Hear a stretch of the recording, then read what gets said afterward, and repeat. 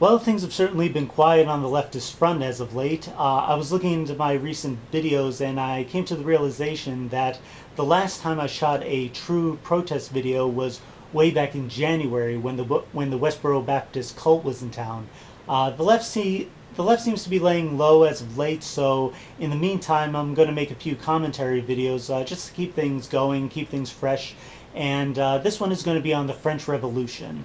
Now, the inspiration I got to make this video actually came from a friend of mine in Chicago.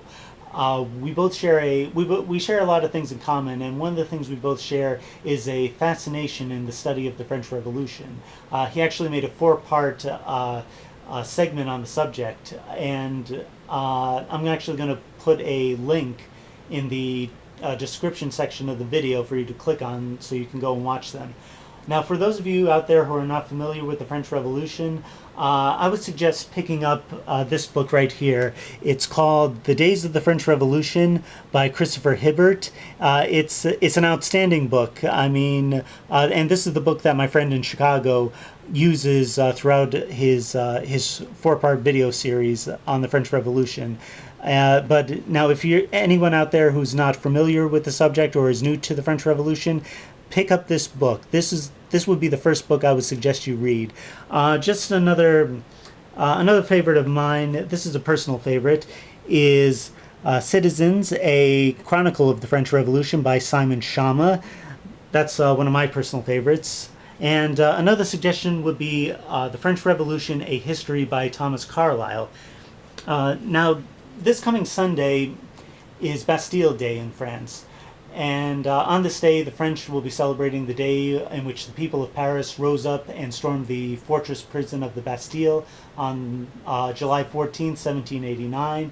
And pretty much the events that followed would see the overturning of the ancien regime and the establishment of the First French Republic.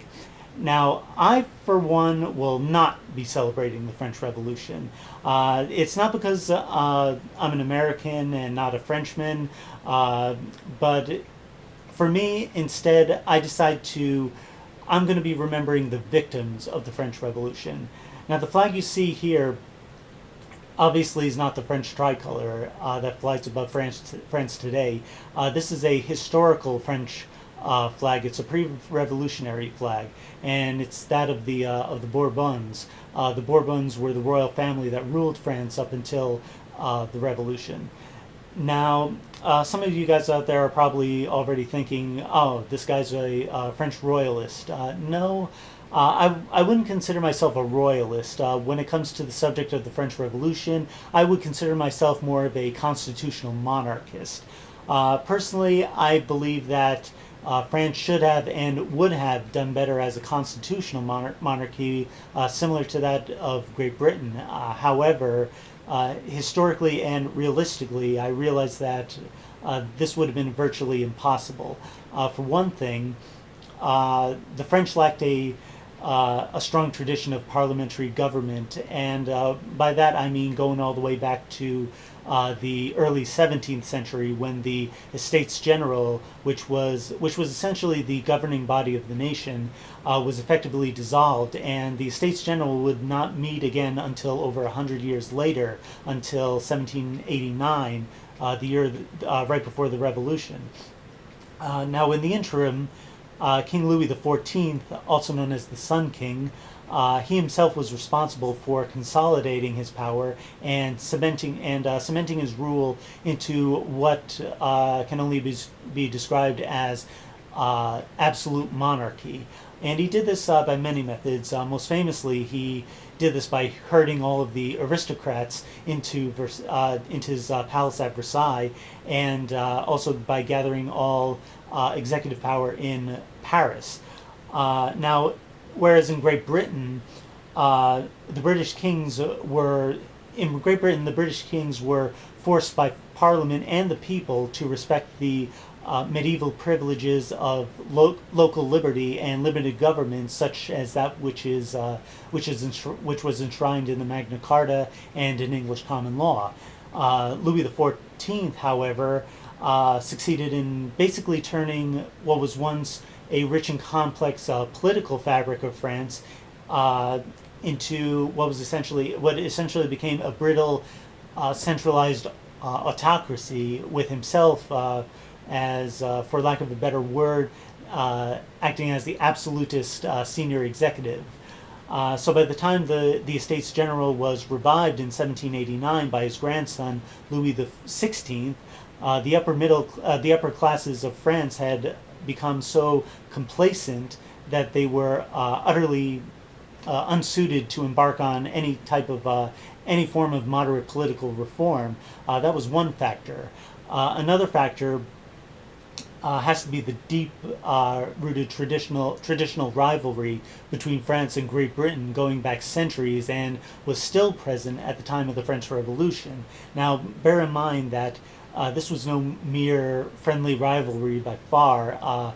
Barely 25 years before this, before 1789, France had lost all of its overseas territories in North America, and in recent years, Louis XVI had financed the United States in their War of Independence from Great Britain.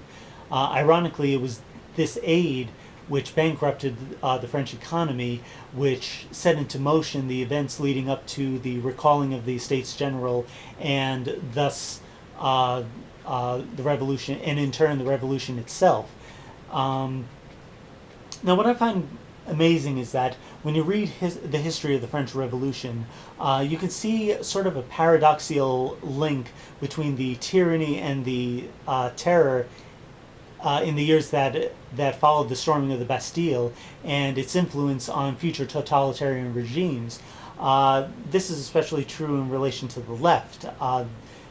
And the French Revolution was, in fact, the historical event which provided the basis for Marx's theoretical model of revolution. His ideological descendants on the left today look to him as their spiritual guide, their Moses, if you will. Much in the same way that in which the radical Islamists see Muhammad as their guide.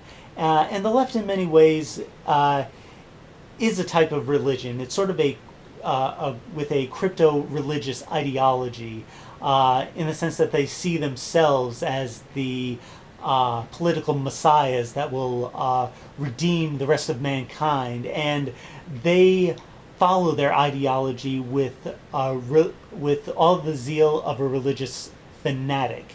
The French Revolution, in fact, in many ways proved to be a dry run for the totalitarian regimes of the 20th century left. Specifically the Soviet Union and its and what would be known as the evil empire, as well as National Socialism. Yes, everyone out there, the Nazis were leftists, and the formula they used to gain and maintain their grip on power has its roots in the French Revolution, and you can see the pattern if you read history. I mean, in every case, the fanatics of the left would systematically liquidate their internal enemies. They would, quote unquote, export their revolution to their neighboring states, particularly the ones that shared their borders. And this goes to show you how self-righteous and narcissistic that the left is to its very core. And in fact, they